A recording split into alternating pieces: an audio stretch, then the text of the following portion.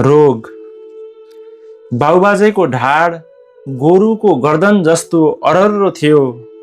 कहिल्यै दुख्यो भनेनन्, कहिल्यै काउकुती लाग्यो भनेनन्। न त बन्दकी जमिनले नै फाल्न सक्यो ढाडमाथिको पोको।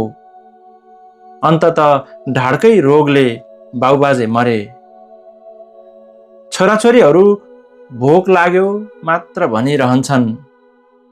थाल ठटाएर भागेन पेटको भूत। म छोरोको पनि अचेल दिन रात छाती पोलिरहन्छ।